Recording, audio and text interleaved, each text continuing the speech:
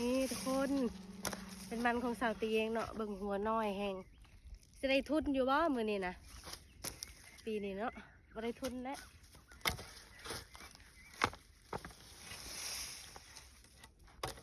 นี่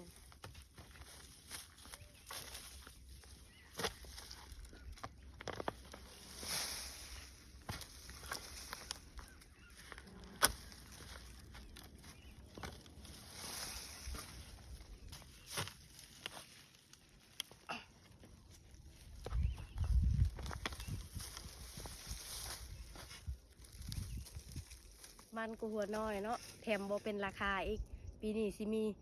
เงินซื้อข้าวอยู่บ่ทุกคนท่อแห้งเนาะเบิ่งนี่น้อยซ้ำนิ้วก้อย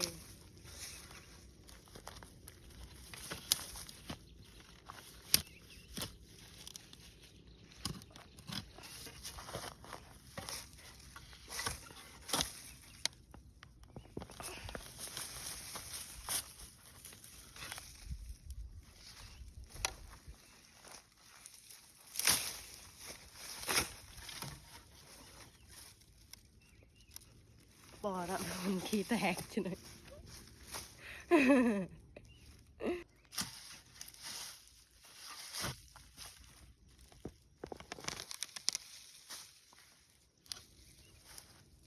เบิ้งทุกคนมันก็หัวน้อยเนาะ สบายดีสาวตี สบายดีทุกคนมื้อนี้สิพาทุกคนมากลมันแล้วว่ะ ขุดมัน ขุ บ่ ดมันนั่นเองเนาะ โอ้อันนี้คือสวนสาวตีเนาะ แมนเพราะว่าหัวมันใหญ่ปีนี้มัน โอ้ น้อย สิได้กำไรสิได้ทุนบ่บาทนี้ บ่ได้ทุนและปีนี้นะ ตายแล้ว สิ เนาะ ได้ไปกู้เขาและเงินสิไทยสวนนี่ก็บ่ได้แล้วอันนี้หมดสวนมีแต่ชำนี่เลยทุกคนหัวบ่ใหญ่หมดเนาะนี่ตัวเขาก้นแล้วกับชำนี่แหละนี่ บ่เป็นหัวเลยเนาะ บ่เป็นหัวเลยปีนี้ ตายแล้ว เพราะว่าชาวตีปลูกเดือน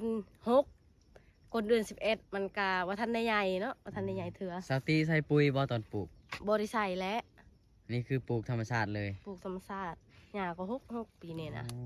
ตายแล้วสิได้ทุนบ่บาทนี้ บ่ได้แล้ว สิมีเงินซื้อข้าวบ่ปีนี้ บ่มีแล้ว เด้อเอาพี่น้องผู้ใดว่างกะมางัดมันซอยสาวตีเนี่ยเด้อนี่เพิ่นงัด อันนี้เพิ่นงัดแต่คืนนี่เนาะ แม่น ยังบ่เบิดเถื่อพี่น้อง แต่ว่ามันเพิ่นหัวน้อยแฮง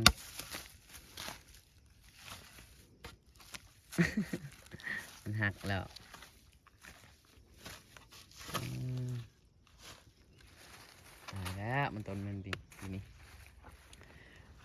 มันต้นหัวน้อยแถมบ่เป็นราคาเนาะแม่นบ่สาวตี แม่นแล้ว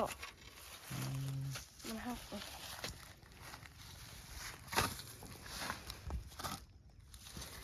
สาวตีอยากสลบกลางเดินเลยเนาะ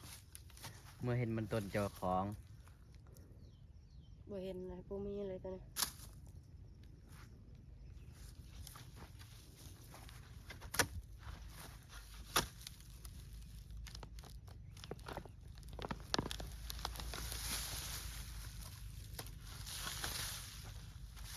คือบ่เป็นแบบนี้มาชวน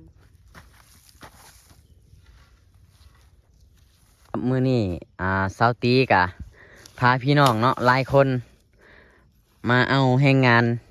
ขุดมันซวยเนาะแล้วก็มื้อหน้ามื้อในน้องตีกะไปซวยเขาเจ้าคืนเนาะมื้อนี้เอาแหงกันมากันหลายคนเนาะพี่น้องมันต้นกับบ่เป็นราคาเนาะหัวมันกับหัวน้อยอีกโอ้ยบาทนี้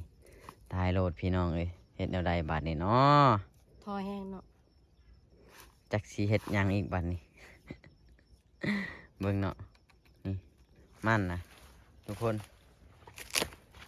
นี่น้อยคักน้อยแน่ดีผู้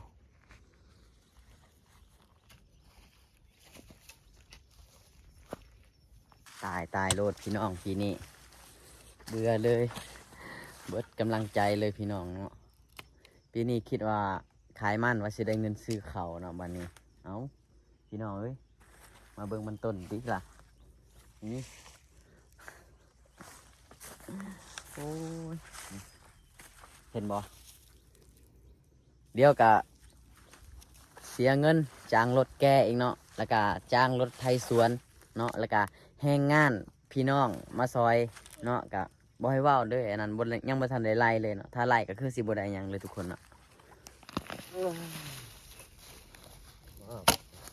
เอา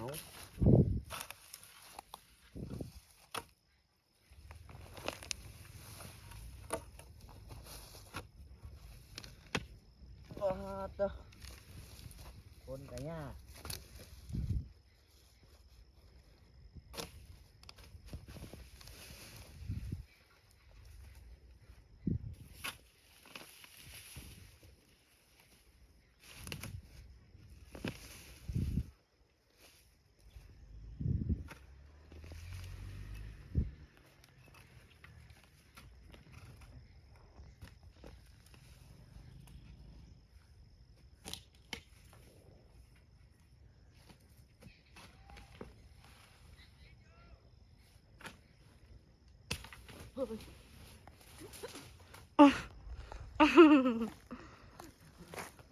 ทุกคนเห็นหยังบ่กินนี้ไทยบ้านนอกเซ่เนาะเพราะว่าเพิ่นอุกใจเนาะมันก็หัวน้อย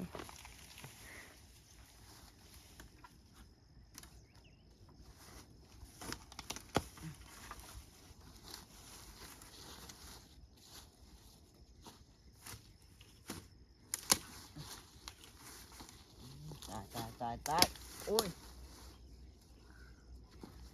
ชนไปแล้วซ้ำนิ้วก้อย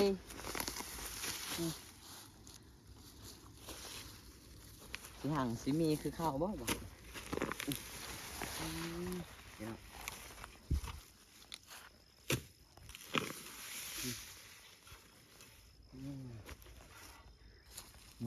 นี่ก็พากันมางัดต่อเนาะยามเสาร์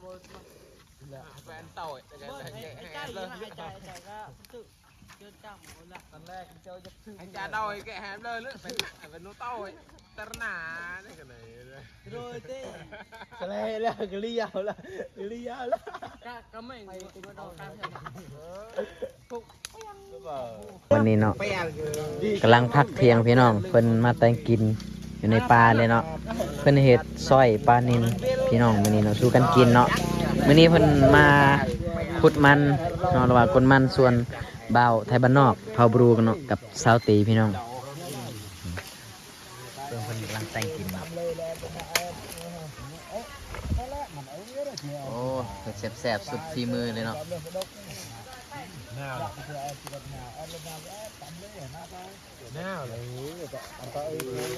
อากาศก็หนาวๆ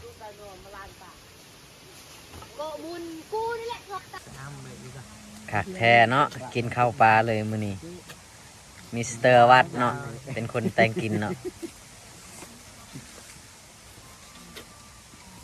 อันนี้คือเดี๋ยวเขาสิมาถามมันเพิ่นก่อนเนาะเพิ่นแม่นเอาเมียใหม่เนาะเขาไม่ปลามันเป็นยังไงไอ้บ่าวเอาเมียใหม่เป็นยังไงคักบ่เขาไม่ปลามันเนาะเขามาถามความรู้สึกคนเอาเมียใหม่เนาะพี่น้องเนาะเพิ่นว่าคักหลายเพิ่นว่าโอ้ยก็ไอเดียวได้จะผู้ชายอ้าวผู้ชายโอ้กันเลยหายทั่วใช่หรอใครลูกกี้เจ้านี่เพิ่นกำลังแกงหัวปลาเนาะหัวปลานิลเนาะกำลังเฮ็ดกินอยู่กลางสวนเลยพี่น้องเดี๋ยวพามาเบิ่งมันต้นก่อนมันต้นหัวน้อยคักเลยทุกคนโอ้ตายละพี่น้องเอ้ยแบบนี้เนาะ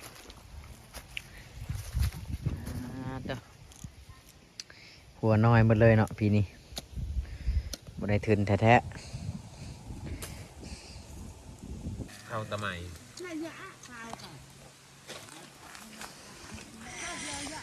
กูเด้อมังนี่เด้อหมักสมเอาเด้อๆเอาเริงจากัน มาออกน่าจะผ่าอย่าทักมาต่อเอ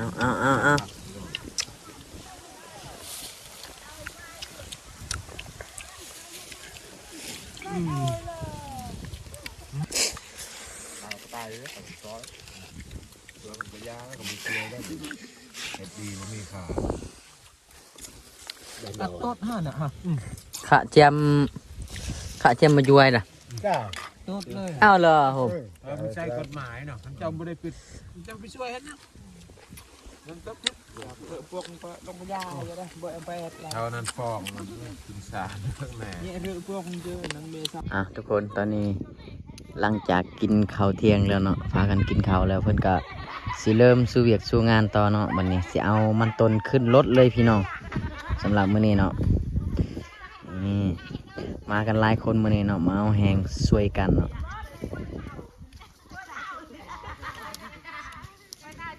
ไปตัดลูกหมูกันไป อันนี้เป็นรถดามใหญ่เลยเนาะนี่โอ้รถดามคันใหญ่เลยแต่ว่ามันต้นได้หน่อยเนาะปีนี้ลูกแหงพี่น้องผมสิตัดใส่รถนำจ้างรถกับประมาณ3-4 พันนี่แหละพี่น้องเนาะเพิ่นไล่เป็นเที่ยวเนาะไปแล้ว โอ้ลุยกลางสวนมันเลยปัดนี้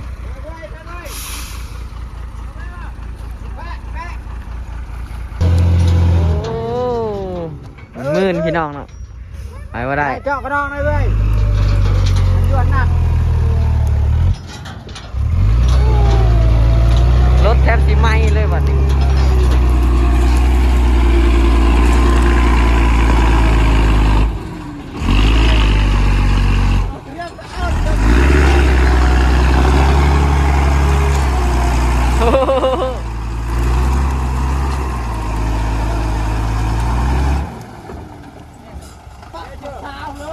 คักลายซูเปอร์ลอย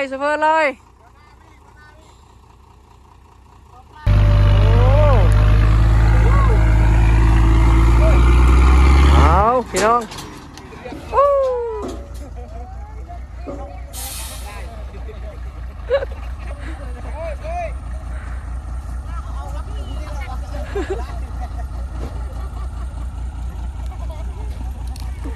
โอ้ย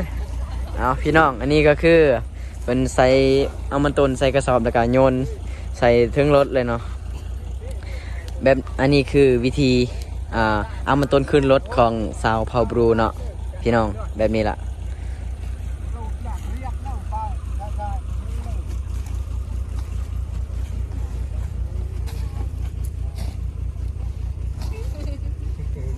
ทุกคนวันนี้หลังจากใส่มันต้นไปทางพุ่นแล้วเนาะวันนี้สิมาใส่มันต้นทางนี้แหละทุกคนเดี๋ยวเรามาเบิ่งว่าเพิ่นมาได้หรือบ่เนาะเพราะว่าทางนี่โคตรยากเลยทุกคน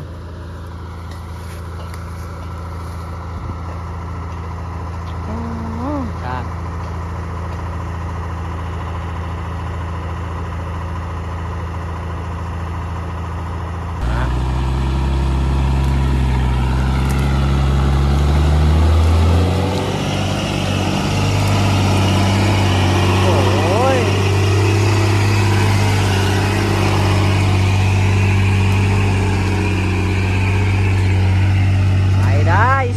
พี่น้อง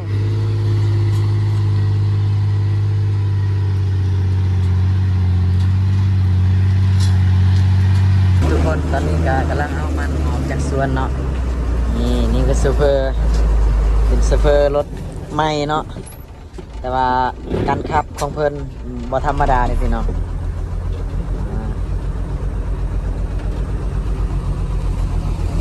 มืดเลยมื้อนี้เนาะ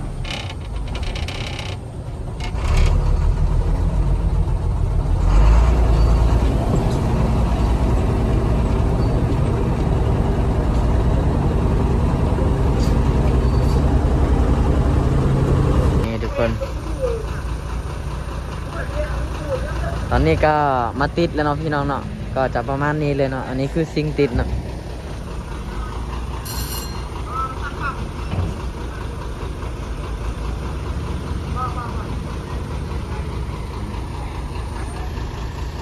ประมาณนี้เนาะ17 ต้น460อันนี้คือรวมทั้งรถเลยพี่น้องเด้อเนาะแล้วก็มันต้นถ้าบ้านนอกคิดว่าประมาณ7 ต้นเนาะประมาณนี้แหละทุกคน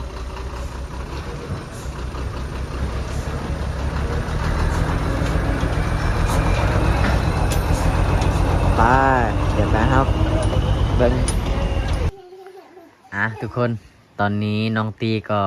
กลับมาฮอดเฮือนฮอดซานแล้วเนาะมาแต่สวนมันแล้วก็ไปขายมันเป็นที่เรียบร้อยแล้วเนาะเดี๋ยวเฮามาเบิ่งว่าสาวตีเพิ่นได้